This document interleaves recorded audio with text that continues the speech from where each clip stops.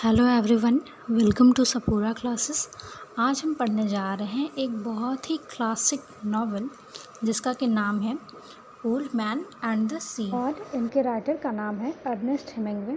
दोस्तों, ये एक कमाल के राइटर हैं और इनके कुछ इम्पॉर्टेंट वर्क हैं the sun also rises, a farewell to arms, for whom the bell tolls and such others. इन्होंने बहुत ही अच्छे वर्क लिखे हैं और आज हम उनका एक क्लासिक वर्क पढ़ने जा रहे हैं जो उनके रेपुटेशन को बहुत ज़्यादा इन्हांस किया है।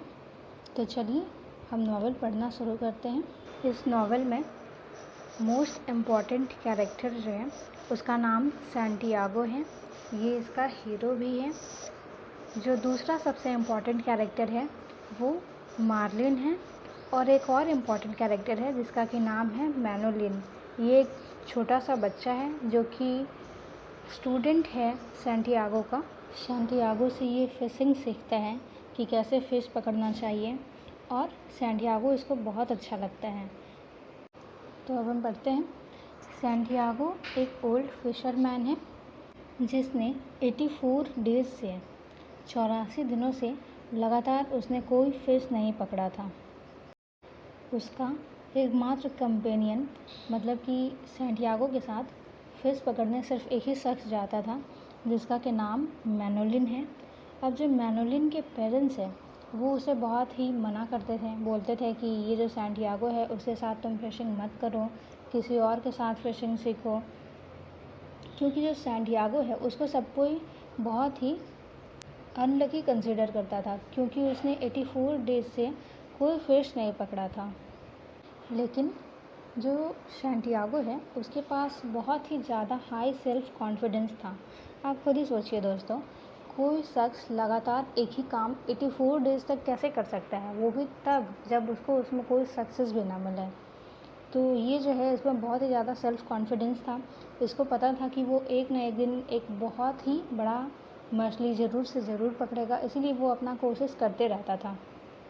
मैनोलिन और सैंटियागो एक बहुत ही अच्छे कंपेनियन थे। एक दूसरे के साथ वो लोग को बहुत ही अच्छा लगता था। सैंटियागो को भी मैनोलिन के साथ बहुत अच्छा लगता था। वो लोग जब साथ में होते थे तो अपने अच्छे दिन के बारे में बात करते थे, जैसे कि वो लोग अपने अच्छे टाइम में कैसे वो लोग फ़िश पकड़ते थे, कैसे अच्छा खाना खाते थे। जो मैनोलिन है वो एक बहुत ही अच्छा डिसिपल है सैंटियागो का, बहुत ही अच्छा फॉलोअर है सैंटियागो का। उसका बहुत ख्याल वो रखता है, जैसे कि उसके लिए वो कॉफ़ी ले आता है, न्यूज़पेपर ले आता है और जब सैंटियागो के पास खाने के लिए नहीं रहता है तो वो खाने का भी व्यवस्था करता है। सैंटियागो को अपने ड्रीम्स के बारे में बात करना बहुत अच्छा लगता है, जैसे कि वो अपने ड्रीम्स में एक लायन के बारे में देखते रहता है। फिर उसका एक फेवरेट प्लेयर है जिसका कि नाम है ग्रेट डी मैग्यू। उसको भी ये सपने में बहुत बार देखता है और उसको ये एक बहुत ही अच्छा प्लेयर कंसिडर करता है। साथ ही ये जो डी मैग्यू है ये इसका सैंटियागो का रोल मॉडल भी है। फिर इवनिंग में सैंटियागो और मैनोलिन रात का खाना खा कर के सो जाते हैं और जो सैंटियागो है वो ड्रीम देखने लगता है। उस ड्रीम में वो वही लायंस को देखता है अफ्रीकन ब्रीच पे, जहाँ पे वो सालों पहले फ़िशिंग करने गया हुआ था। डी मैग्यू को देखता है और फिर सुबह हो जाता है और जब सुबह हो जाता है तो उसका नया ट्रिप शुरू होता है, यानी कि 85th डे वो अपना फ़िशिंग करने जाने वाला होता है। और इस 85th डे के दिन वो अकेला होता है, मैनोलिन भी उसके साथ नहीं होता है। हालांकि जो मैनोलिन है वो उसको 2 ठो बेनास देता है जिसके हेल्प से उसको फ़िशिंग करने में मदद हो और जो सैंटियागो है वो फ़िशिंग के लिए निकल जाता है। जो सैंटियागो है वो अब फ़िशिंग करने निकल चुका है और वो बहुत सारे बर्ड्स को देखता है आसमान में, फिर डॉल्फिन को देखता है, फ्लाइंग फ़िश को देखता है। तो उसको लगता है कि अगर इधर इतना सारा फ्लाइंग फ़िश है तो वहाँ पर एक बड़ा सा मार्लिन भी ज़रूर होगा। फिर सैंटियागो ये सोचते सोचते और आगे चला जाता है और और आगे जा कर के वो अपना जाल बिछा देते हैं, जिससे कि जो मार्लिन है वो उसके जाल में फंस जाए। फिर आखिरकार जो सैंटियागो का मेहनत है उससे जो मार्लिन है उसके जाल में तो फंस जाती है, लेकिन जो मार्लिन है दोस्तों वो एक बहुत ही ज़्यादा बड़ी मछली है। वो सैंटियागो की नाव से भी ज़्यादा बड़ी है और उसका स्ट्रेंथ भी बहुत ज़्यादा है।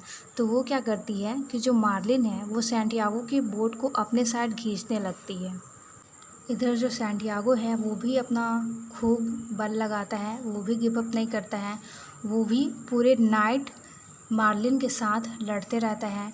मतलब दोनों एक दूसरे से लड़ते रहते हैं, दोनों एक दूसरे से हारने के लिए रेडी नहीं है और दोनों अपना अपना जोर लगाए हुए हैं। अब जो सैंटियागो है उसको बहुत ज़्यादा याद आ रहा है मैनुलिन का। वो सोचता है कि काश मैनुलिन उसके साथ होता तो वो उसको मदद करता और वो लोग दोनों मिल करके फ़िश को जल्दी से पकड़ लेते। लेकिन इसके बाद जो सैंटियागो है वो कोशिश करने लगता है, फिर से अपने स्ट्रगल को कंटिन्यू करता है, फिर से मैनुलिन के साथ वो लड़ता है और कोशिश करता है कि वो उसको हरा दे। और इधर जो मार्लिन है वो भी कोशिश किए जा रहा है। फिर जो सैंटियागो है उसको बहुत ज़्यादा ये हो जाता है, बहुत ज़्यादा उसमें मतलब शक्ति आ जाता है। उस मतलब शक्ति क्या हम कह सकते हैं कि डिटरमाइन हो जाता है वो, और कहता है वो कि fish I will stay with you until I am dead. अब जो सैंटियागो है वो अपने आइडिया को गिव अप करने वाला नहीं है, वो पूरी तरह से रेडी है। चाहे जो हो जाए वो मार्लिन के साथ लड़ेगा और उससे जीत के रहेगा। उसका डिटर्मिनेशन बहुत ज़्यादा हाई हो जाता है कि वो इस फिश को ज़रूर से ज़रूर हराएगा।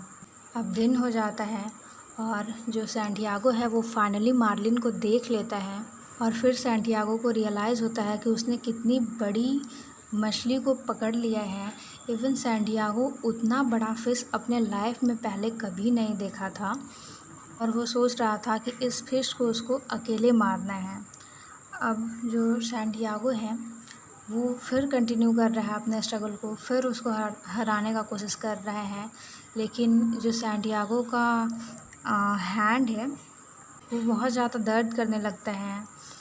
आखिर वो एक बूढ़ा इंसान है तो ऑब्वियसली उसका हैंड तो और जल्दी दर्द होगा ना। लेकिन फिर भी जो सैंटियागो है वो पूरी रात कोशिश करता है और उसका स्ट्रगल अभी भी कंटिन्यू है। दिन में भी वो ट्राई कर रहा है कि वो उसको हरा दे। फिर से वो याद करता है मैनुलिन को और फिर जो मैनुलिन का जो याद है दोस्तों वो उसके अंदर एक स्ट्रेंथ को लाता है। तो फिर उसको ये याद आता है कि वो मैनुलिन को कहा था कि वो एक स्ट्रेंज ओल्ड मैन है और वो एक दिन इस बात को ज़रूर से ज़रूर प्रूव करेगा। फिर जो सैंटियागो है वो दिन भर प्रयास करता है और रात हो जाता है और जो सैंटियागो का स्ट्रगल है वो रात भर कंटिन्यू होता है। वो रात भर फिर से ट्राई करता है कि वो मैनुलिन को हरा दे और कोशिश करते रहता है। हालांकि उसको बहुत ज़्यादा पेन होने लगता है। वो एक दो बार स्पीड भी करता है, उसको खून का स्पीड आता है एंड देन फिर वो गॉड को याद करता है कि गॉड प्लीज़ हेल्प मी। और फिर वापस से सुबह हो जाता है और जो सैंटियागो है वो पूरा कोशिश करता है, पूरा दम लगाता है। इवन वो बहुत ज़्यादा थक जाता है, उसके शरीर में एकदम दम नहीं रहता है। फिर वो ट्राई करता है और फाइनली वो उसको मार देता है। अब जो सैंटियागो है वो मार्लिन को लेकर के रिटर्न आते रहते हैं, लेकिन जो मार्लिन है उसका हल्का सा ब्लड निकल जाता है, उसका ब्लड बहते रहता है। तो जो शार्क है वो उसके ब्लड को सूंघ करके उस तरफ आता है और फिर वो मार्लिन पर अटैक करता है। फिर जो सैंटियागो है वो शार्क को मारता है और लेकिन फिर भी जो शार्क है वो थोड़ा सा फ्लेश ले जाने में सफल हो जाता है। फिर एक शार्क जाता है तो उसके बाद और भी बहुत सारा शार्क आता है और सैंटियागो वो सबको भगाने में सफल तो होता है, लेकिन साथ ही जो शार्क्स हैं वो मार्लिन के सारे फ्लेश ले जाने में भी सफल हो जाते हैं। अब जो सैंटियागो है उसके पास मार्लिन का केवल स्केलेटन बच जाता है। सैंटियागो ये देख करके उदास होता है, लेकिन फिर भी वो उस स्केलेटन को लेकर के अपने यहाँ लौट जाता है। अब जब सैंटियागो अपने यहाँ आता है तो वो एक छोटे से हट में जा कर के लेट जाता है। फिर वहाँ पे जो अदर फिशरमैन होते हैं वो सब उतने बड़े स्केलेटन को देख करके वो लोग को बहुत गिल्ट फील होता है कि वो लोग कितना बुरा समझते थे सैंटियागो के बारे में, लेकिन ये इतनी बड़ी मछली पकड़ के लाया है। इनडायरेक्टली ये कि जो वो लोग का सोच था कि जो सैंटियागो है वो एक अनलकी फ़िशरमैन है या अच्छा फ़िशरमैन नहीं है, वो उसको सैंटियागो गलत प्रूफ कर दिया था। इतनी बड़ी मछली वो पकड़ के लाया था। हाँ, ये सच है कि उसका बस स्केलेटन ही बचा था, लेकिन वो अपने आप में एक बहुत ही वीरता का निशानी था। फिर मैनुलिन आता है, तो बाकी जो फ़िशरमैन होते हैं वो उसको बोलते हैं कि तुम सैंटियागो को जा कर के हमारी तरफ से सॉरी बोल देना। सो हम लोग उसका बहुत ही सम्मान करते हैं। फिर जो मैनुलिन है वो अंदर आता है, सैंटियागो को देखता है और जो सैंटियागो है वो उससे बात करता है। फिर वो लोग चाय पीते हैं और उसके बाद वो लोग जो मैनुलिन है सैंटियागो के साथ मिल करके अगले दिन फ़िशिंग पे जाने का प्लान बनाता है। और जो सैंटियागो है वो सो जाता है और वापस से वो अफ्रीकन ब्रिज पे लायन का सपना देखता है। अगर हम बात करें इस नॉवल के थीम के बारे में, तो पहला और मोस्ट इम्पॉर्टेंट थीम है theme of human struggle against the force of world. इसमें दिखाया गया है कि जो सैंटियागो है वो कैसे स्ट्रगल करता है मार्लिन से, फिर शार्क से। ये सारा वर्ल्डली फोर्स है, ठीक है। तो जो इसका एक कोर आइडिया है वो ये है कि a man can destroy but not defeated. हालांकि जो वर्ल्डली फोर्स है उससे इंसान हार जाता है, लेकिन इस वे में हारता है कि वो हार के भी नहीं हारता है। जैसे जो सैंटियागो है वो मार्लिन को पकड़ा था, उसको मारा था, उसको ला भी रहा था, लेकिन सिर्फ उसके स्केलेटन को ला पाया था। हाँ ठीक है, वो मार्लिन को नहीं ला पाया था, लेकिन उसके स्केलेटन को भी लाया था। तो जो वो स्केलेटन है वो भी इस चीज़ को रिप्रेजेंट कर रहा था कि वो कितने वीरता के साथ अकेले लड़ा था। दूसरा जो मोस्ट इम्पॉर्टेंट थीम है वो है theme of individualism and interdependence. ये जो इंडिविजुअलिज़म है वो इस चीज़ को दिखाता है कि जो ओल्ड मैन है वो 44 डेज़ अकेले फ़िशिंग किया था और 40 डेज़ वो मैनुलिन के साथ फ़िशिंग किया था। अगेन जब वो मार्लिन को मारता है या मारने के प्रोसेस में होता है तो वो बार बार मैनुलिन को याद करता है, लेकिन ये जो वो फ़िश को वो पकड़ना चाहता था, जो उसको मारना चाहता था, वो उसके प्राइड का और उसके प्रोफेशन के लिए वो ऐसा करना चाहता था। साथ ही जो इंडिविजुअलिज्म और इंटरडिपेंडेंस का थीम है वो एक दूसरे से रिलेटेड है, क्योंकि सैंटियागो सोचते रहता है बेसबॉल प्लेयर डिमैगियो के बारे में, फिर मैनुलिन के बारे में। ये इसको एक तरह का स्ट्रेंथ मिलता है इन लोगों के बारे में सोचने से। तो ये दिखाता है कि कैसे वो इंटरडिपेंडेंस है ये लोग पे। अगला जो इम्पोर्टेंट थीम है वो सेल्फ़ डिटर्मिनेशन का, सेल्फ़ मोटिवेशन का और नेवर गिव अप का हम कह सकते हैं। Self determination in the sense कि जो सैंटियागो है वो पूरा सेल्फ़ डिटरमाइन हो गया था कि उसको जो है कि मार्लिन को मारना है, उसको पकड़ना है, उसको अपने जाल में फंसाना है।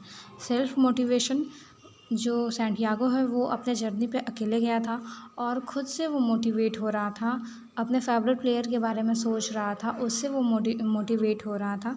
उसको किसी थर्ड पर्सन का ज़रूरत नहीं था कि वो उसके प्रेजेंस में रहेगा तो वो मोटिवेट होगा। फिर नेवर गिव अप का कॉन्सेप्ट कि जो सैंटियागो है वो पूरा डिस्ट्रॉय हो रहा था, लेकिन फिर भी वो अपने स्ट्रगल को गिव अप नहीं कर रहा था, स्ट्रगल कर रहा था कि वो मार्लिन को ज़रूर हराएगा। अब हम बात करते हैं सिंबल्स के बारे में जो इस नावल में यूज़ हुए हैं। तो पहला सिंबल हम लोग लेते हैं सी का। जो सी है वो फेमिनाइन फिगर के जैसा यूज़ हुआ है, क्योंकि ये सी ही है जिसमें से मार्लिन निकला था। सी के वॉर्म से ही मार्लिन निकला था और सी यहाँ पर रिप्रेजेंट करता है, या सी यहाँ पर सिंबल है समथिंग ग्रैंड और स्टेटली का। ये इसको मिस्टीरियस के सेंस में भी देखा जा सकता है, क्योंकि जो वो आम लोगों के सोच से परे होता है। सी में कभी भी कुछ भी बहुत ही ग्रैंड, बहुत ही मिस्टीरियस निकल सकता है, जैसे कि मार्लिन उसमें से निकला था। मार्लिन इतनी बड़ी मछली थी कि जिसको सैंटियागो कभी देखा भी नहीं था।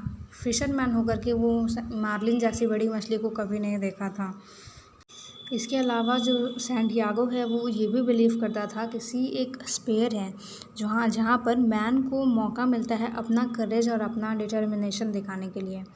और हम ये भी कह सकते हैं कि जो सैंटियागो है उसका डिटर्मिनेशन, उसका सेल्फ मोटिवेशन, उसका जो करेज था वो सारा सी में ही आया था। मतलब कि नॉवेल के फर्स्ट पार्ट में जब तक वो किसी और के साथ था, लाइक मार्लिन, जब वो मैनोलिन के साथ था तब उसमें उतना ज़्यादा डिटर्मिनेशन, उतना ज़्यादा करेज नहीं दिखाई दे रहा था। लेकिन जब वो सी में आता है, जब वो बहुत दूर आ जाता है, तब उसमें उसका सारा हीरोइक क्वालिटी दिखता है, जैसे कि करेज, डिटर्मिनेशन, नेवर गिव अप वाला कॉन्सेप्ट एंड सच अदर्स। अगर हम बात करें लायन का, तो जो लायन है वो सैंटियागो के यूथ के डेज़ को रिप्रेजेंट करता है। सैंटियागो अफ्रीकन बीच पे लायन के साथ खेलता था, तो वो अपने यूथ वाले दिन को याद करता है और उससे अपने अंदर स्ट्रेंथ को वापस लाता है। जो मैनोलिन है वो भी उसके स्ट्रेंथ का ही प्रतीक है, उससे उसको अपने अंदर एनर्जी फील होता है। अगर हम बात करें मैनलीनेस वाले सिंबल्स का, तो जो सैंटियागो है वो कहीं ना कहीं इस चीज़ को रिप्रेजेंट करता है। जैसे कि जब वो बहुत ज़्यादा स्ट्रगल करता है मार्लिन के साथ, तो वो भगवान को याद करने लगता है। बहुत ज़्यादा संकट में जब इंसान होता है तो भगवान को याद करता है, तो ये उसके मैनलीनेस नेचर को प्रेजेंट करता है। आई होप दोस्तों ये नॉवेल आप लोगों को समझ में आ गया होगा। Thank you.